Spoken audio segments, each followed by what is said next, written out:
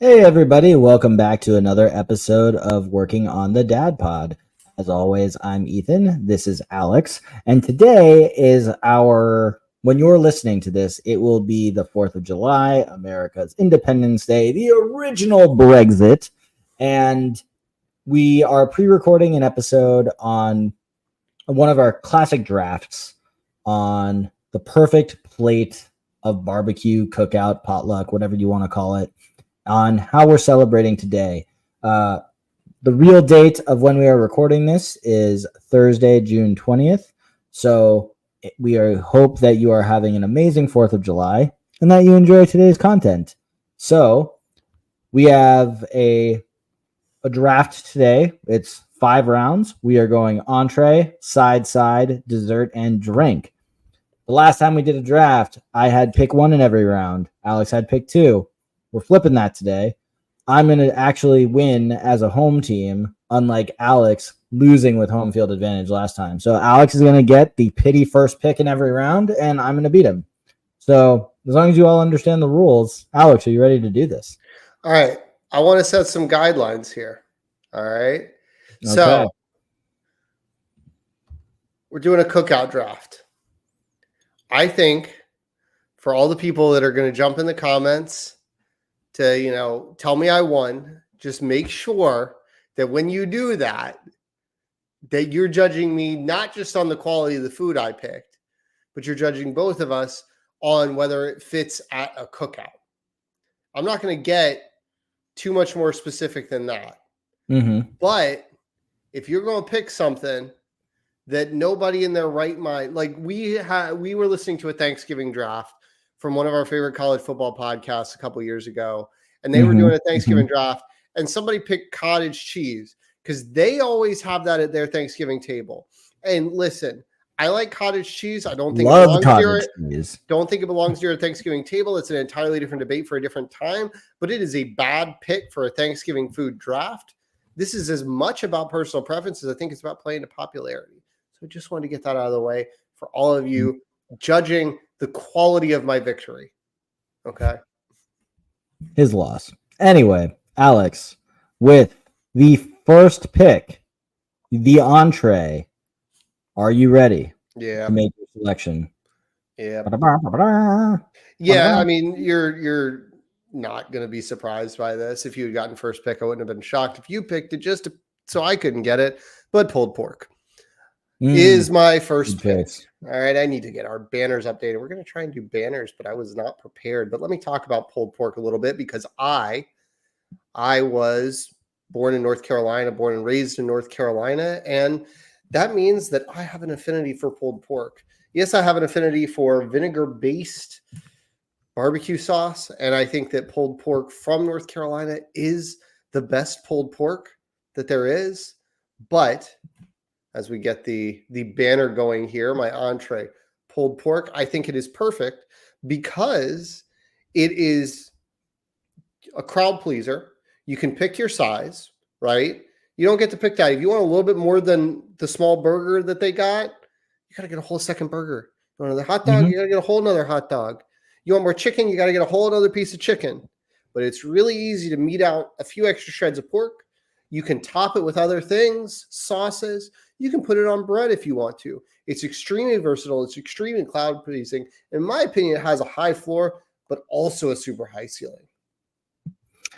Alex, I think that is an amazing pick. And I'm actually not going that differently from you. I am going with beef brisket for very similar reasons. You can build yourself a nice little mountain of it on the plate. You're also eating it with a fork. It is juicy. It is easy to chew. It's got that, not the exact same texture of pulled meat, but it's along the same lines. And, everything you said about pulled pork is excellent. I think it's an amazing choice. But that's why I went with its cousin, beef brisket. I hear you. I think my only qualm with brisket is I think its ceiling is as high, if not higher, than pulled pork. But I think that the floor is lower, because I've had some brisket that definitely is almost too smoky, that it just tastes smoke. So I think you're right in that the it's a pulled pork is also a safer choice. Like it's beef brisket's a high risk, high reward pick. You know what I mean? Yeah. He's got, and especially if in this made-believe scenario, we don't have control over who's cooking, which maybe should have been something. Maybe we can apply that for the rest of the draft now that we're in between rounds. That's a good idea. But I think that like not having control over the preparation, right? Because there's just about any food where it's like, if you give me complete control, then I'm going to make it exactly how I want. And I think we got to be accounting for the cooks that are going to serve a bunch of well-done burgers, so to speak. That's fair. All right, man. All Let's go with so next is the first it's round 2, but it is side 1. So Alex, what is your first side? Mac and cheese, baby. You got to go with the mac and cheese. If you're at a cookout and somebody's got mac and cheese, again, I don't want to keep saying the words high floor, high ceiling, but come on. Have you ever had like pulled pork and mac and cheese and been like, oh my God, that was bad? No, you're going to be like, it was good or it was great. Like mac and cheese is phenomenal. It's versatile. Somebody could roll up with an entire catering tray of Easy Mac, be good to go. Or they could go hard in the paint with, some heavy cream, some Gruyere, bake the breadcrumbs on top, get real fancy with it. Throw a little Dijon mustard in there. That's always, if you don't put mustard in your mac and cheese, you're doing it worse than you have to. Like you're lowering the floor for no reason. Yeah, it's insane. But mac and cheese, elite, crowd pleasing. Tough to go wrong. That's an excellent pick. Again, pulled pork, mac and cheese combo. That is excellent. I knew that by going second, there was a good chance that mac and cheese would be off the board. I did have it on my board, but I am confident in my pick. I have long believed that there are very few foods that both count as a meal / entree, but can double as a side or an app, and which is why with my first side, I'm going with buffalo wings. And let me tell you why. You get the ability to fill yourself up on enough buffalo wings where you could say, you know what, that's basically a second meal. However, you got to think about the 3 foods that I believe can be a meal or a side. And 1, wings. 100% can go both ways. You can eat 20 wings and have a meal. You can have 6 wings and call it an appetizer or a side. 2, pizza. You can eat a slice of pizza and say you had a snack. You can also eat a whole pizza or half a pizza and say you had a meal. The 3rd one that can go either way, which I know will not be chosen in this draft, is a hot dog. And I'll tell you why. Because the single hot dog can just be a snack. Might not fill you up. But anyway, here's the problem. Buffalo wings. Here's the problem and why an appetizer is not a side. Okay. Because there is no meal that is ever served with a side of buffalo wings, with a side of a pizza slice, with a side of a hot dog. You can get a side of wings, 100%. Where regularly do you get a side of wings? You can order at Wingstop a chicken sandwich with a side of wings. It can't be a side if it's called item name stop. The name of the restaurant is Wingstop. That's like Buffalo going to Pizza Hut and going, I got a side of pizza. You can't do that. I can do that, and buffalo wings is the side. We can put up an additional poll with the voting on the bracket. We can put on the drafts. We can put up an additional poll on whether or not that was a fair pick. But I'm standing by it until the league rules otherwise. I'm going to let you pick it because it's a bad pick, and that's exactly why I said what I said at the beginning, judging the quality of the picks, because this is terrible. This is terrible. It's an amazing pick. No, it is a great addition to beef brisket on a plate. It is not a side. Whatever. On we move. Move your feet away. I mean, come on. So I was very torn with my second pick because I thought that mac and cheese was just an absolute gimme. And like, like you, I don't always want to, I don't want to just go with tried and true, because I think there's a lot of people that are like, oh man, you're setting yourself up here. Mm-hmm. Barbecue, mac and cheese. What's the logical next step? Coleslaw. But that's not my pick. It's not my pick because I think that, it is just, I think we've got room to do something better, because coleslaw for me is one of those situations where the floor is very low. I've had some really good coleslaw. Mm-hmm. I've definitely had some good coleslaw, but I've never had coleslaw that like blows me away and is the highlight of a plate. It's agreed. Best case, good, adding something to it. And worst case, it is a pool of mayonnaise. And quite often, if it's been sitting out a little bit, not enough to be worried about it having gone bad, but let's just say it's gotten up to right about room temperature recently, and you're just like, it's just mayonnaise soup. Yeah, that's a lot. So let me get it plugged in here before the big reveal. But oh man, I was typing and I just blanked. But I do you agree with me about coleslaw? I do. I think that I would say 80% of coleslaw is fine, and that 20% is really good. But rarely do you find really good. So I'll be honest and say it is not going to be my pick, even though you're leaving it there for the taking. So yeah, I mean it's one of those where I'm happy to suggest it so that you would pick it. But anyway, did you just see my pick? I saw the preview. That was my pick. I thought I was going to get by. That is an excellent choice. Oh my goodness. Now I feel like you felt in our last draft, man. Deviled eggs is my pick. And the reason is because, once again, if we're imagining that somebody else is cooking this, never had a bad deviled egg, right? You just mix up some mayonnaise, a little mustard, a few herbs and spices. You're good to go. You want to get fancy with it. You want to put something on that. Like I know some people put some like candied bacon on there, get all crazy with it. But every time my mother-in-law grills, she or my father-in-law, whoever is grilling, never has the meat on the grill when we get there at grill time. And that is okay, because she has lined up 24 deviled eggs for me and my family to absolutely house with reckless abandon. Yeah. And so, yes, deviled eggs are my choice, because while coleslaw would be a great addition if I was getting a third side and maybe not competing with anybody, I don't know where coleslaw would fall in my sides ranking. But deviled eggs are always a value add. And I think are more sides than buffalo wings, but offer some of the same sort of versatility. As just like you can add a lot to it.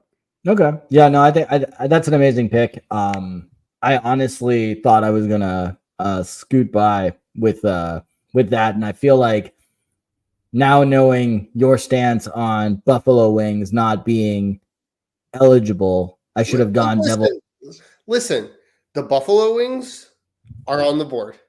I know.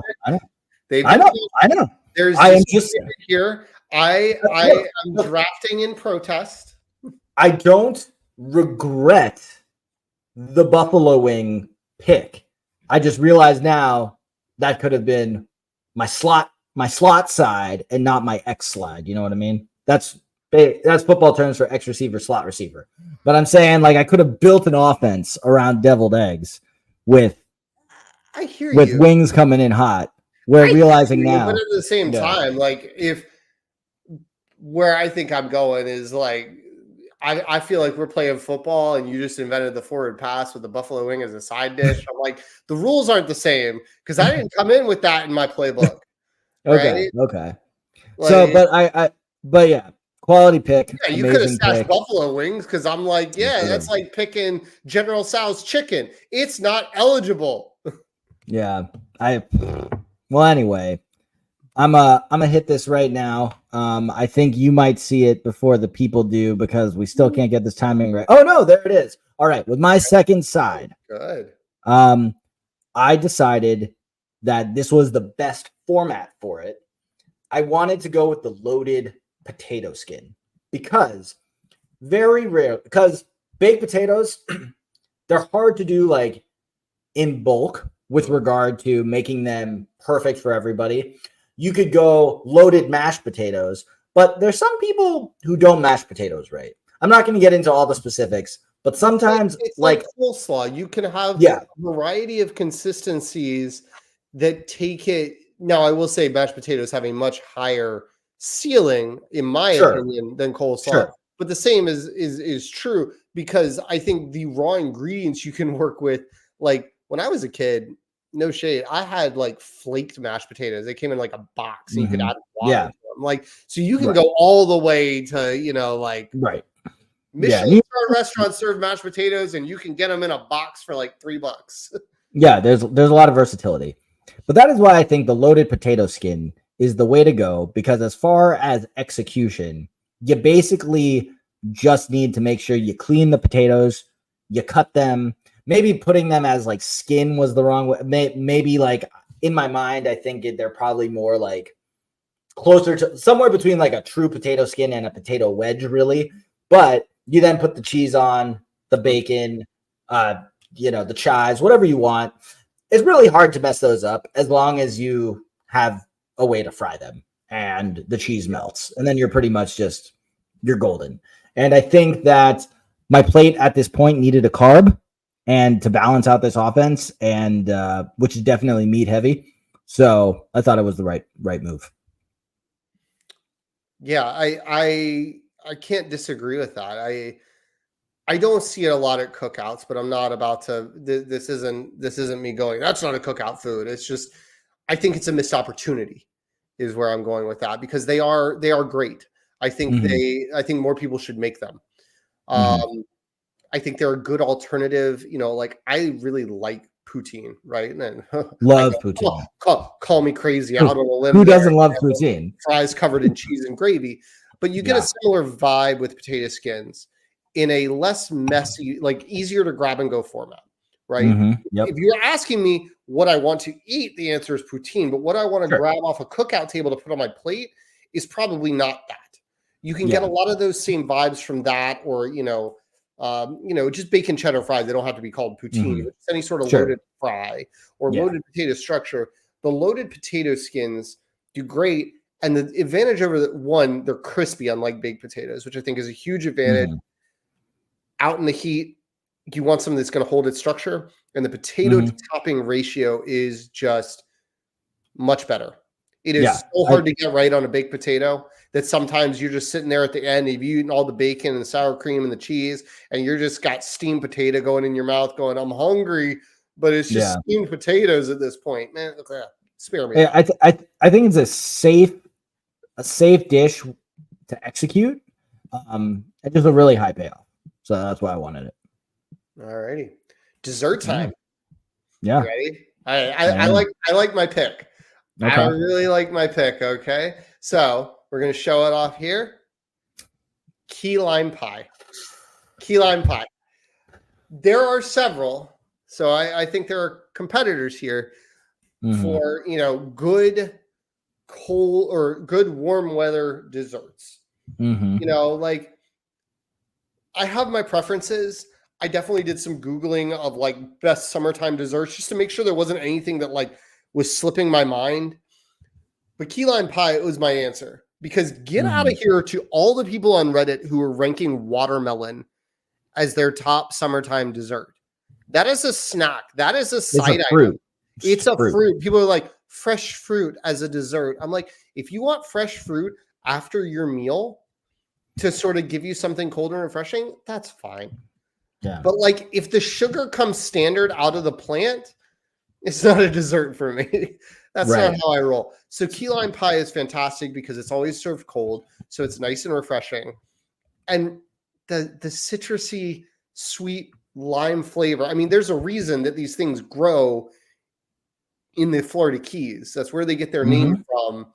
It's built from the Florida Keys, and if you're going to build something summertime, that's a great place to take culinary inspiration. Is the place that is just Jimmy Buffett personified. So I made the mistake as a general manager right now, because even though in the back of my mind I knew you were going to pick key lime pie. Okay. There was a part of me that hoped you wouldn't.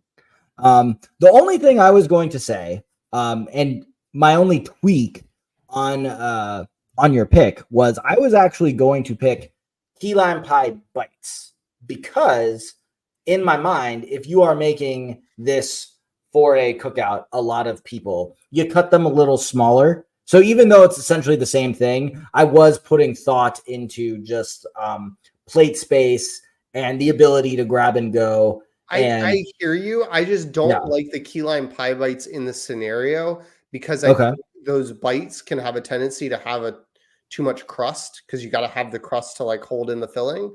And the filling, the crust is good. And trust me, bad crust can ruin a pie. Sure. But I'm not sitting out in 90-degree heat in a backyard trying to get as much of that graham cracker crust as possible. It's supposed to be an accent on that cold filling. And so the pie does give me more. And I'm relying on the host serving key lime pie to go, we need to make sure we have enough key lime pie. There you go. And I think that's a great point. I was slightly blinded by the way that my wife, who didn't realize she knew how to make key lime pie, but makes a great key lime pie. And she does them as bites in the sense where she uses what's it called?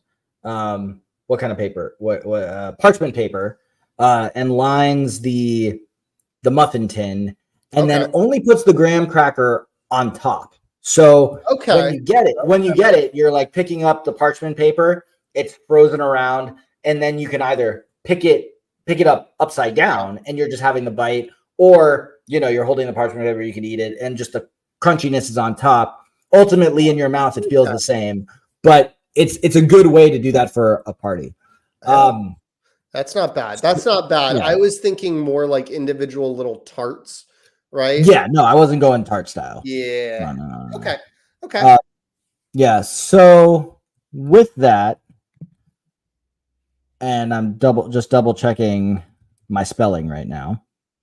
So I'm gonna make sure I can spell it right. You have to go out like an old cat. There it is. Okay. So, in the same, so I didn't want to do a cop-out pick right here after vamping so much about key lime pie and choosing my alternate favorite dessert of cheesecake bites with the same thing. I did not want to do that. Okay. So I wanted to go in the realm of cookie, because that's a very easy thing to do. But I wanted to be unique. Of course. So I wanted to go with macarons. Oh, you messed up.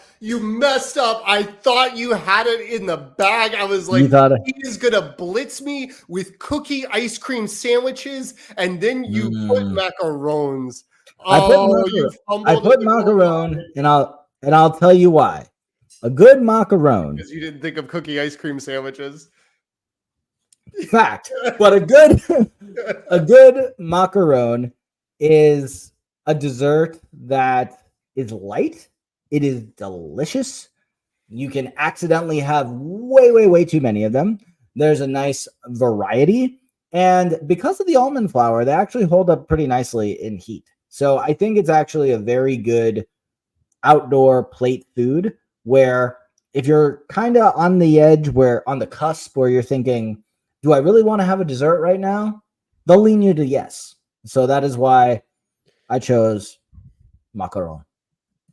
Another thing my wife does extremely well. So nice. Yeah. See, this is one of those where, I'm not moving the goalpost, but if I'm not, because the prompt is not if you're hosting a cookout, but if I was hosting a cookout, I'm not a dessert maker. I really like cooking, but I am not a strong dessert maker. I make a mean ice cream sundae. That's about where I'm at on stuff. I love it. Yeah. All right. So we've got the macaron. Now it is drink time. All right. And we probably ordered these wrong, because I think logically the drink's going with the meal. It's not with the dessert, but you guys can. Well, I don't know. I think depending on the size of the cookout and just the feng shui of the event, you might need to take everything all at once, and then you end on the drink at the end of the table because you need two hands to make your plate. No, I get it. The drinks are usually separate, but so are the desserts. Okay. Usually, I don't know. Anyway, it's drink time. All right. So in my mind, there are two elite choices for a cookout drink. Maybe you disagree. Maybe you got a third one. But I got two elite choices, and they are iced tea, sweetened, and lemonade. They are the elite choices. And so you're like, which one's he going to pick? I'm not. I'm going to combine them. I'm going to get an Arnold Palmer. It's a good pick. I think that is the...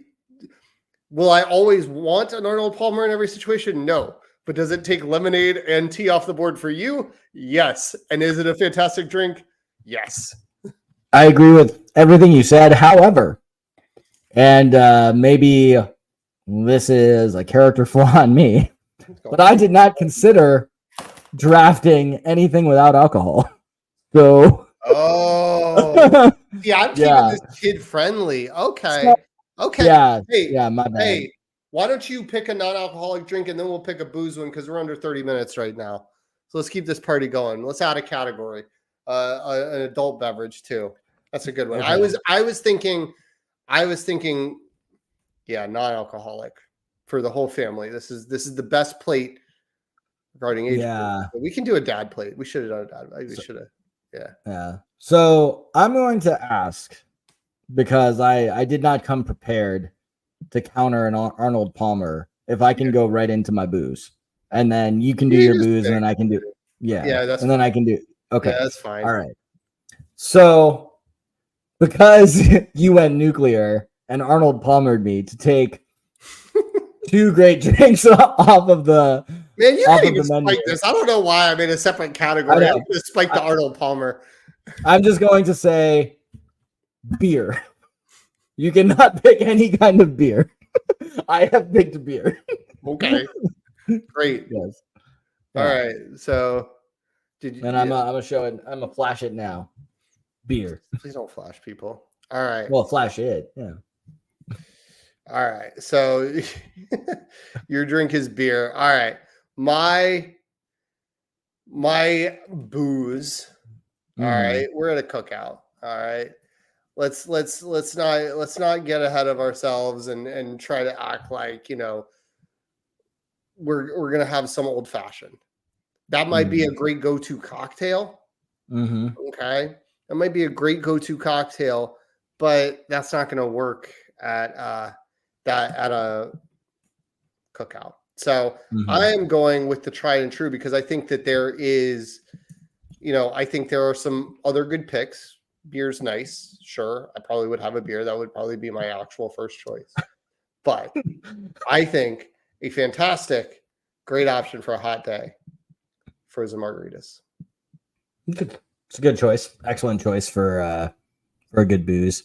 Yeah. So in my mind, right now, we are wait, did you? No, I didn't put it up there. Okay. Oh, okay. Yeah. All right. So in my mind, we are draft. It's the last pick of the draft, and it's not like you have any more picks. So even though I want to go nuclear with you right now, sauce or something, buffalo. No. I was just thinking of, in a sense, well, if I pick this in this hypothetical cookout, everything I pick and you pick, the other one of us is not allowed to have. So in this hot summer day cookout, my drink that you are not allowed to drink is water. I have tea and lemonade. Like, I'm not going to be... I know. You're going to be over there sipping water and beer while I'm having Arnold Palmers and margaritas and then being like, I got you good. I'm just saying, when people are considering who won this, I hope that they're envisioning and putting themselves in this position. They're looking at the plate. They're thinking, I'm going up against my friend We're both going to be eating. We're both going to be drinking. At the end of the day, one of us will survive. The other one into like the Hunger Games, where like whatever I get off the table, you can't get. You have to stay out there for 9 hours, and if you get dehydrated, like we're on like naked and afraid territory here. Like trying to survive at the cookout. Listen, this is a competition. People don't care what we have to say. They want to know who wins. We're going to add an accessory round. I draft sunscreen.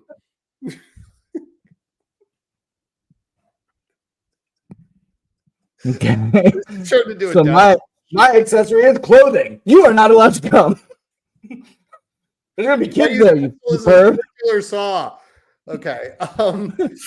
We've officially jumped the shark. But yes, this was a fun way. I hope all of you who are listening to this on July 4th are having an opportunity to at least have one of these things, even if it's just a beer, frozen margarita, or maybe some buffalo wings. You can apparently order them as a side at Wingstop. Wingstop. They do in fact sell wings. They're hidden in the side section. They do. So here's what I want to say. There. If you are listening to this on July 5th or later, how much of your plate did we get right? Please let us know, because I'm curious. I am curious too, because I want to go to that cookout, because like somebody's doing it right. You know, they got water and beer. And loaded potato skins and pulled pork and macarons. Like if somebody's going to have beef brisket, pulled pork, macarons, good on you. That's somebody whose friend I want to be. That is somebody who had it catered. That doesn't mean I can't attend. That's fine. All right, guys. Well, I hope you have a happy holiday weekend. This is a reminder that next weekend we will also be playing a pre-recorded episode, because not sure what that is yet. No, we're going to figure it out, because we're recording it the week after we recorded this one. It's all up in the air. It might be something weirder than this. Who knows? Probably. Well, anyway, thanks for being here. We say it at the beginning to like and subscribe. If not, like and subscribe. Do all the fun stuff. It's in the show notes. Check them. Go to the website. Follow us. Agreed. See you later. Happy 4th. Go America. Bye, guys. Thanks for working on the Dad Pod with us. Any resources that we mentioned during the show will be in the show notes. If you have questions, thoughts, or just want to talk with us, the best place is in the comments on YouTube. We're on YouTube, TikTok, Instagram, and Threads at Working on the Dad Pod, and on Twitter at Working on Dad Pod. Following and subscribing is always appreciated. Please rate and review us. That helps get the show to new people. And if you know a dad who would enjoy our show, sharing it with them is a huge help to them and us. Have a great week.